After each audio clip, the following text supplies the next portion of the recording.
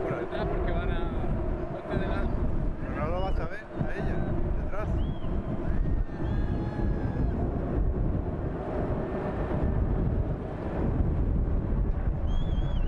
Que para ahí en la entrada. Que pare, para aquí.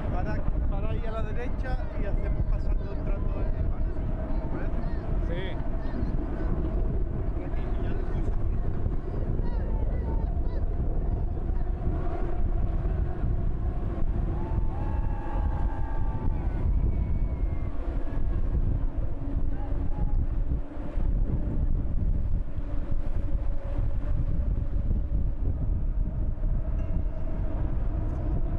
Stop.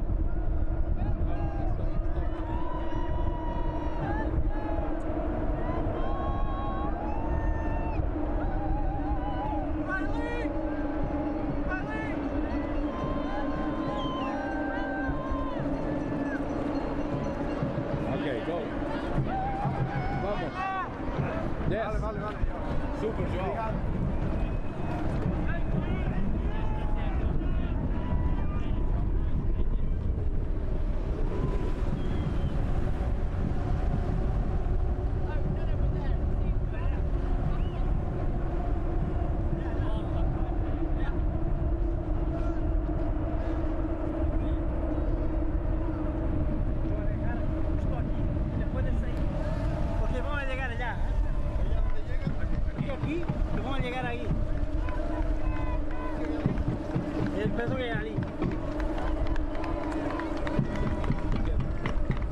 Quédate aquí para pasar, quédate aquí. Yo te espero aquí todo, siempre, ¿eh? Te espero aquí. Sí, te vas con la máquina y se puede quedar aquí el equipamiento y después... Sí.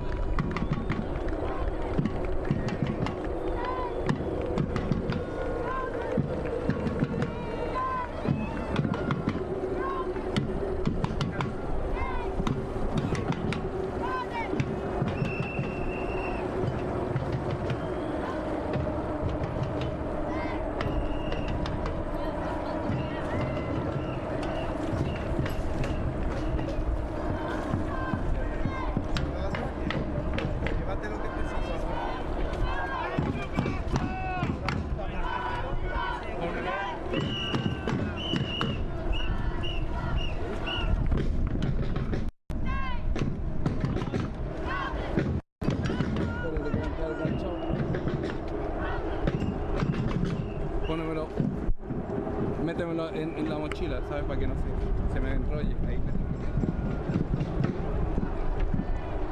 Gracias.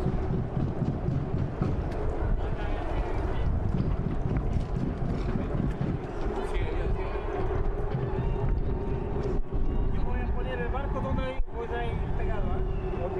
Ya. Espera. Digamos.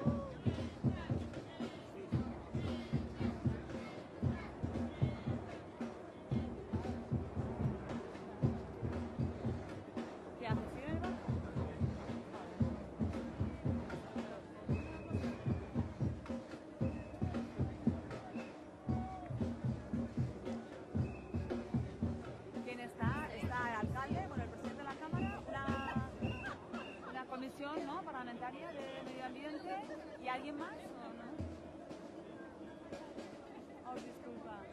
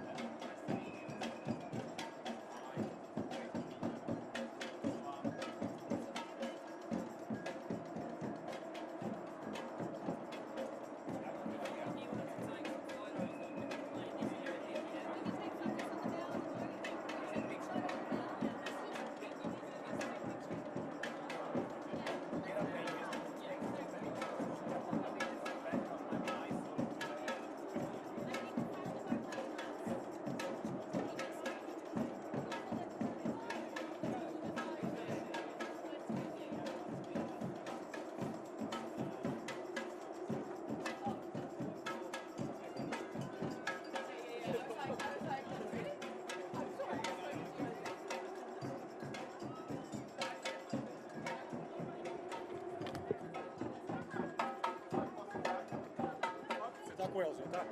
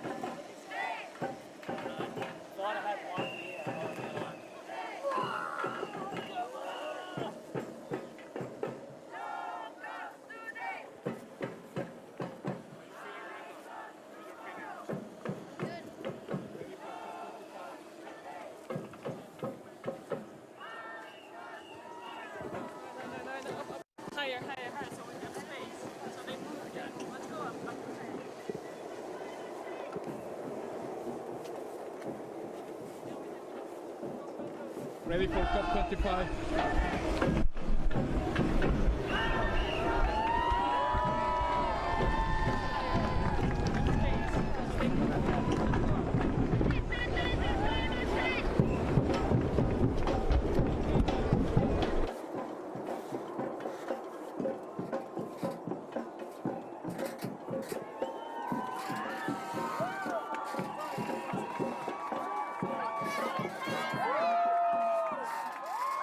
Where do we go? Hello everyone. How you going?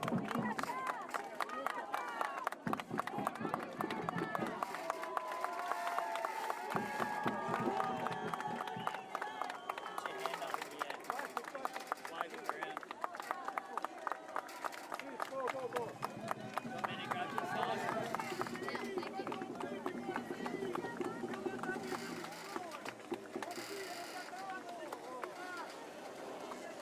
Thanks for coming, everyone.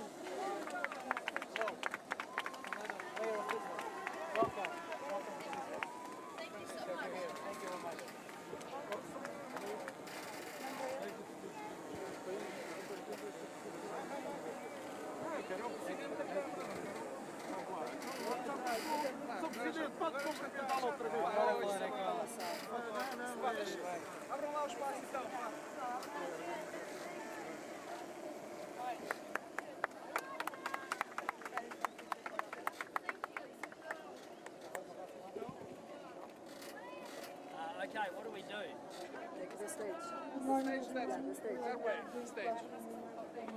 The mayor of Lisbon, Medina. We step back here.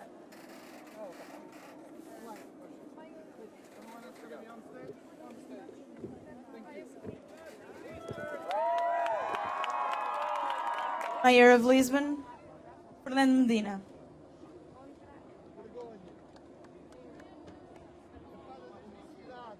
Phones down, please.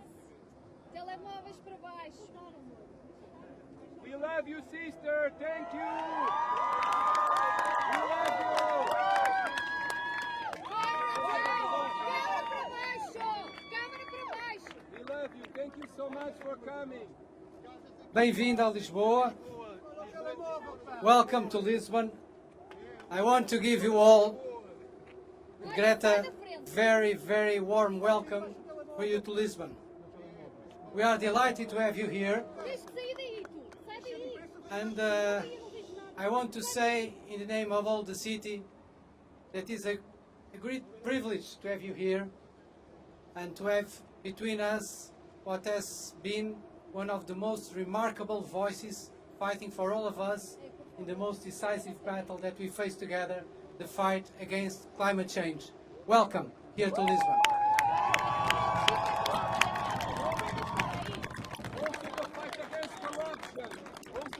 The second word that I want to say is that we are really aware in Lisbon that globally we are losing the battle against climate change. So when I hear some voices that are concerned about the loudness of your voice, when I hear voices that saying there is too many demonstrations about climate change, I want to say precisely the message from Lisbon is precisely the opposite. We need a stronger voice from you. We need a stronger voice from you. We need a stronger voice because we need to act more together to win this battle. We are not winning this battle, and we need to do more globally to win this battle. The third message that I want to give you, very simple, is that in Lisbon you are going to get some new, very good friends. But most of all, I want that when you leave Lisbon, you find a community that's really engaged in concrete action to fight climate change. Portugal and Lisbon, we are now declining on emissions, but we have the conscience that we need to do much more, much faster, with concrete and decisive actions to do. We have this community, this amazing number of activists, and we are fully committed to this strategy of doing our part to reduce emissions and doing our part in fighting global change. So, Greta, I want to, when you leave Lisbon, that you feel that you hear a strong, committed community, and basically that every time that you think about Lisbon, you think also about your home. Thank you very much.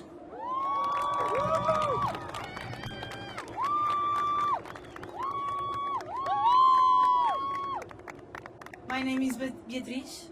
My name is Matilde.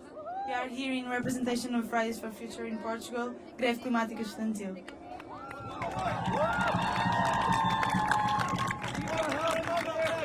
First of all, we'd like to give a warm welcome to Greta and her crew, and we hope you enjoy Lisbon and your Caldo Verde. Hug the sister, please. Hug her. Come on. I'm here to present Greve Climática Estudantil, and sorry. We are a youth movement that fights for climate justice. We fight for climate justice because our house is on fire. And because our house is on fire, we've organized and striked for the climate together with thousands of students many times this year. Our demands are simple. In Portugal, we need to reach carbon neutrality by 2030. We need to keep fossil fuels, including gas, on the ground. We need to provide clean energy for all. And we need to cancel new airport projects, Montijo included. Because we need a system change, not a climate change. We are still far from winning. We know that change disturbs the ones in power. They tell us our country's ambitions in climate policies, but we know it isn't. They tell us they are doing what they can, but we know they're not. But we also know that this is the struggle of our generation, and we will not give up. We all have raised like a wave to demand climate justice for all. And we need everyone to join us. If we lose, everybody loses. Now we are, like Greta, heading to COP25 in Madrid. We'll meet with thousands of other climate activists from many countries, including the Global South. There, we'll be protesting once again against the priority given to profit over our lives. The seas are rising, and so are we. Greta, thank you for having inspired the youth. Thank you for being radical in your speech. Thank you for showing politicians and corporations that will no more accept the climate chaos they've provoked. Greta, don't stop. Because together we are going to change the system and demand climate justice for all. We are the ones we have been waiting for, and we will put out the fire in our house. Thank you and welcome.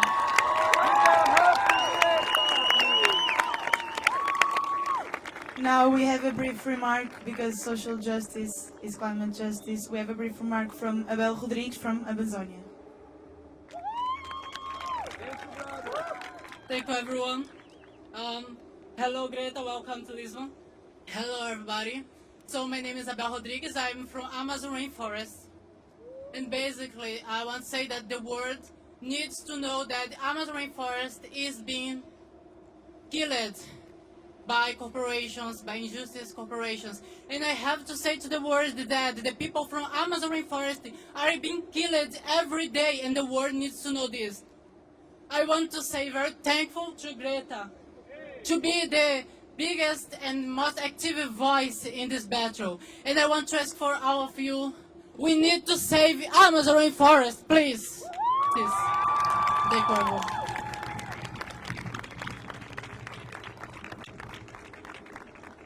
Now we have some brief remarks from Riley Whitelam, boat's skipper.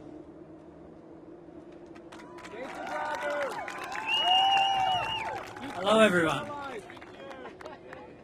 That's all right. So I'd just like to say a few comments about the trip. It's not really recommended to cross the North Atlantic this time of year, and it was quite an eventful trip. I think we managed to dodge 60 knots and 7-metre waves twice. We had a huge wave come over the top and rip a chair off the deck. We snapped a few ropes that were very important. A lot of stuff happened. It feels like we sort of crammed about 3 years worth of experience into 3 weeks. It was a very difficult trip. I'd like to thank Nikki Henderson. She was absolutely amazing. Made the trip a lot less stressful for me. She's sort of like having probably 3 crew members on board. She was really wonderful. Also, Elena, who arguably had the most difficult job on board. She was looking after our baby boy, Lenny, he turns 1 in 3 days' time. It was very brave of Greta and Svante to embark on such a journey. And speaking about those experiences, it was really good to see her and her father be able to get to enjoy so much time on the water, and I think that it's a trip that they'll be talking about amongst each other and with their family and friends for many years to come. So I'm very proud to have been a small part in Greta's journey. Thank you.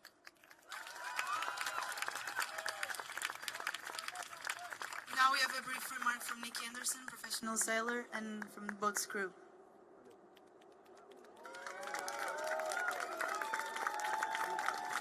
Thank you. Thank you for coming. As a professional sailor, I think we are very used to going to sea and dealing with what nature throws at us. As Riley said, it wasn't that easy. And so for me, this trip wasn't so nerve-wracking, but I can imagine for Greta and for some of the crew, for her father, for everyone, this was a big deal to embark on this. So for me, I was talking with Greta's father about the fact that going to sea changes you. And we were talking about how it changes us. And because for me, I go to sea all the time, I thought, what is this? What is this trip about? How do I feel differently? And with very, very little time to speak to you, I suppose I wanted to reach out to maybe the people who aren't here. Before I came on this trip, I admit that I was quite nervous to admit that there was a problem in the world. I was quite intimidated by the negativity. And being around these people, being around Greta for 21 days has made me feel like together, like you're part of something, and it makes it much less scary, and it also gives you hope. And so I hope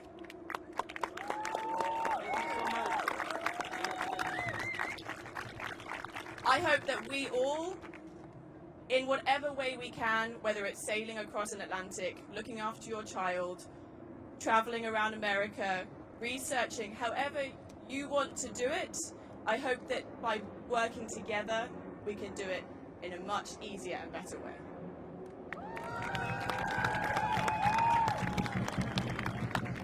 Thank you. Now, Greta Thunberg.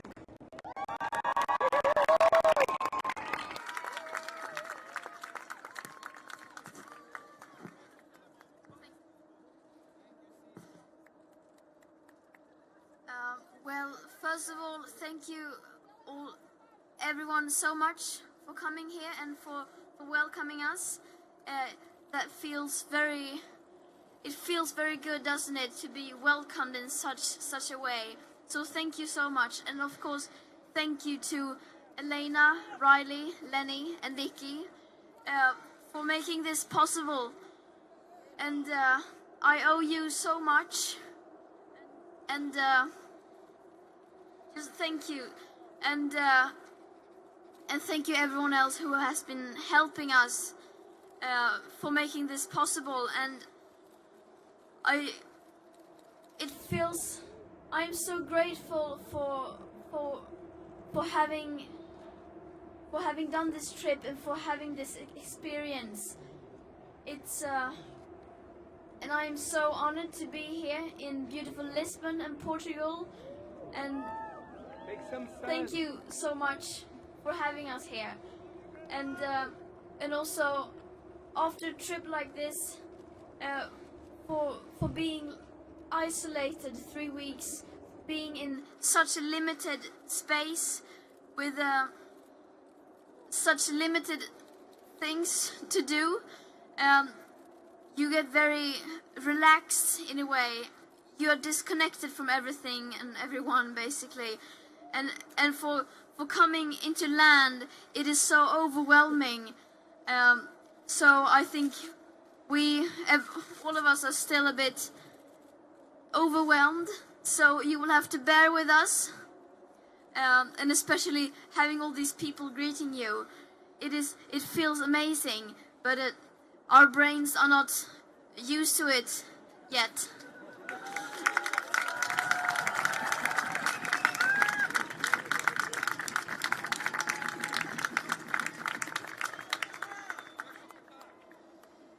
And it feels so amazing to be home back in Europe. I have been on quite an adventure, and we've all been on quite an adventure, and it feels good to be back. And of course, I, as well as the other climate activists, we will not stop. We will continue to do whatever we can.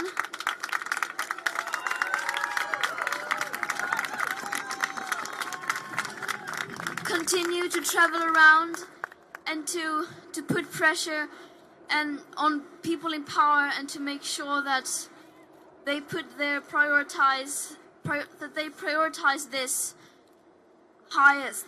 And then we eventually we will be going to COP25 in Madrid, and we will continue the fight there to make sure that within those walls the voices of the people are being heard, and that the voices of the future generations are being heard, and that the voices from the people, especially from the global south, are being heard.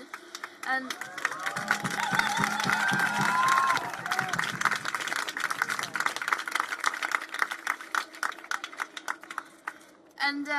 I don't have much to say, just that we are facing a global emergency, and we need to see it from a holistic point of view, and we need to do everything we can. We need to work together to make sure that we secure future living conditions for humankind, and that we fight for not only ourselves, but for our children and for our grandchildren and for every single living being on Earth. And everyone has to do everything they can in order to make sure they are on the right side of history. Because in order to change everything, we need everyone. And I hope every one of you will get active and start fighting for your future as well.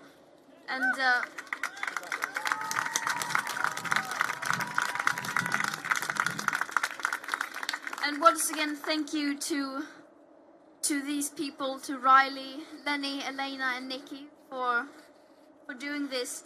This trip has been great. Actually, I think we needed some relaxing time, all of us, especially me, some time to sort of think everything through and to relax. And now I feel good. I feel like I want to continue now. I feel energized, and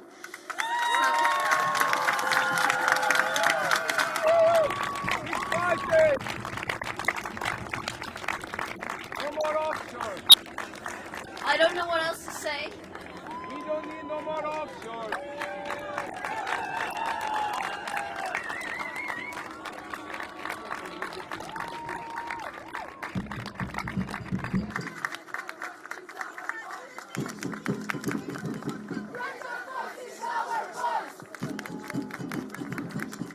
Now we have a little time for like 15 minutes for questions and answers. First, Aldia. Yeah. Hi Greta, I'm from Estonia, and I would like to know, do you have any specific plans to show to the politicians what we can do to change climate.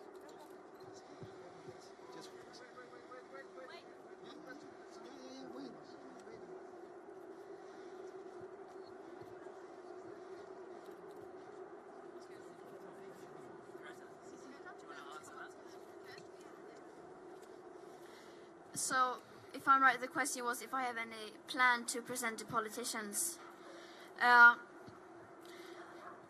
What we young people are doing right now is what we are demanding is that especially the people in power should listen to the science. They should not. I mean, of course, they should listen to us children as well, but we are not the experts. The scientists are the ones who need to be heard, and the experts. And so what we are saying is for them to unite behind the science, to listen to the science. It should not be up to us children, teenagers, to present plans in order to secure future living conditions. So yeah.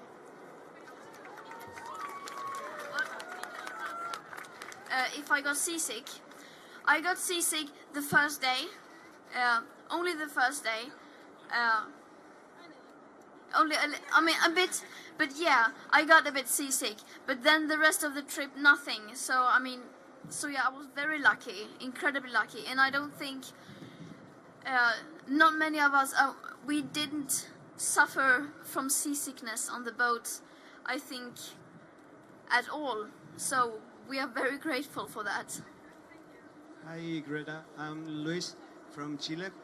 I'm just sorry for this. I think this is not about the politician, but we are in Chile. We are the only country that we have the private water. That's really awful, dangerous for us. The president of Chile is the owner of the water. The government is the owner of the water, and the ministers have the big part or the greatest part of the water in Chile. It's not a question, but the people need to know this. People know Chile is the only country with the private water. That's all. Thank you very much.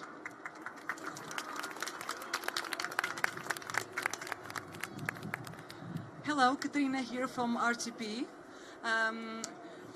One of the big headlines here is that we are about to build a new airport in Montijo. So we have 3 main airports in Portugal. What do you think about that we are about to build a new airport?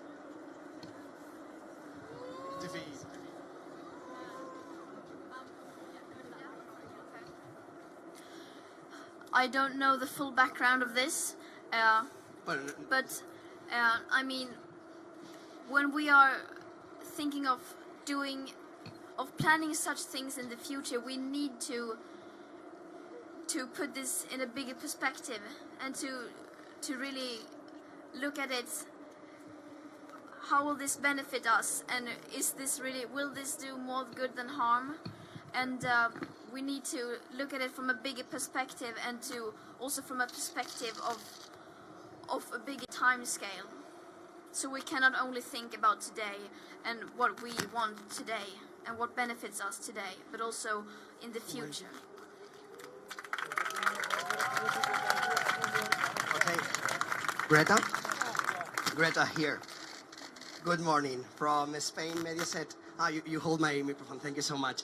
From Mediaset, Spain, Cuatro al Día show. Welcome here. We know you arouses a lot of good emotions in everyone.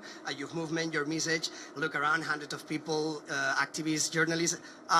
Many of us have got here by plane. As you can imagine, I come from Madrid. So the question is, for those who can't afford traveling by a sailing boat, what cheap options would you recommend us to take?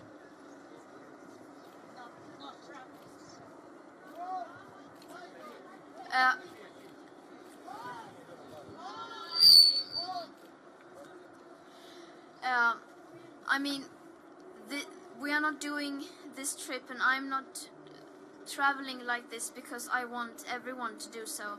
I'm doing this to sort of send a message that it is impossible, that it is impossible to live sustainable today, and that needs to change. It needs to become much easier.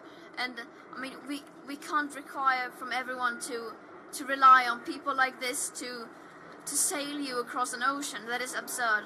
But I mean, I'm not telling anyone else how to travel or how not to travel. But of course there are more sustainable alternatives. But I'm not telling anyone else what to do.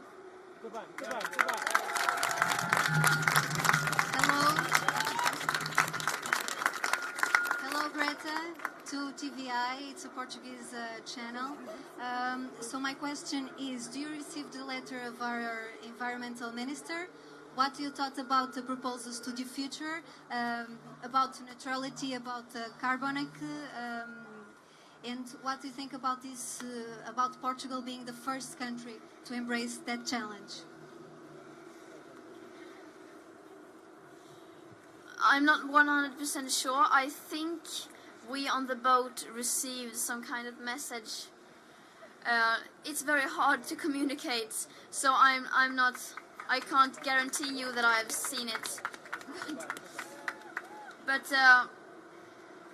I don't know the details. If I would comment it, I would probably need to read it once again. But I think we can safely say that no country in the world is doing enough, and that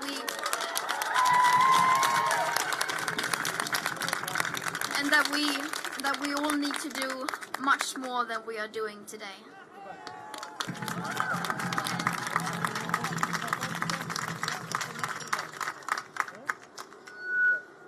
Hi Greta. Hi, my name is Margarida. I work for a news magazine for kids and young people.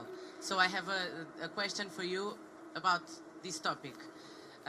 People say that you are an angry kid, adults mainly. What do you have to say to them?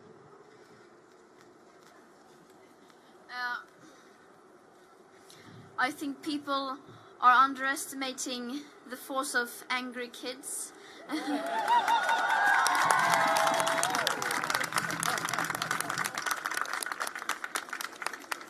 I mean, we are angry, we are frustrated, and that is because of a good reason. If they want us to stop being angry, then maybe they should stop making us angry.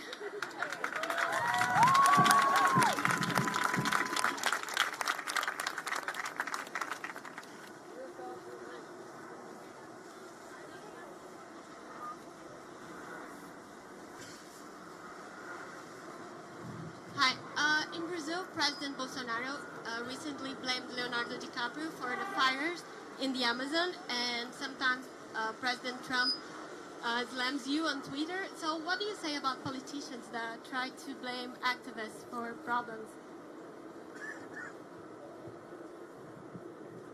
I mean, when people in power are criticizing you like that, that is only a proof that you are having an impact, and that you, among others, are bringing change or trying to bring change. And many people don't want that, and of course they will do everything they can to try to prevent change from happening. But we will continue to make change happen, and we will make sure they will have to change.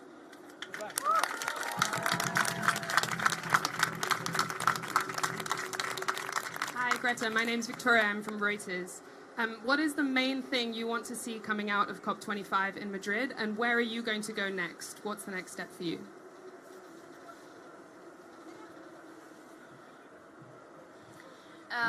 What I want to come out from the COP25 is, as for every other such meeting, that world leaders finally understand the urgency, and that they listen to the science and act on the science, that they start treating this crisis like a crisis and cooperate internationally.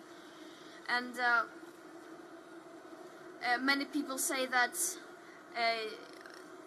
it doesn't matter, nothing will come out of the COP25 as all the previous meetings, and that may be, and we probably already know the outcome, but that can never be a reason to not try to do everything you can to make sure that this outcome is different.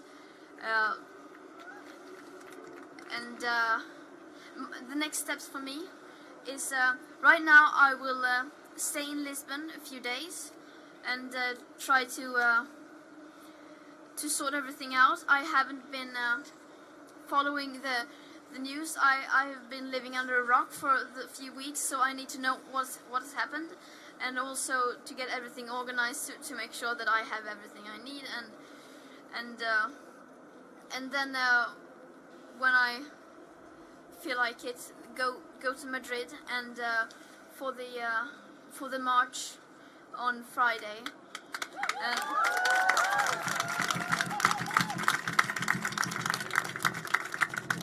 And then I don't know. I will have to create a schedule for the COP25, as I haven't been able to do so during the trip, and so now I will have to choose which events I want to participate in and what I want to do, and also talk with other activists, local activists, what we will do. And after Madrid, I'm going home for Christmas. Yeah.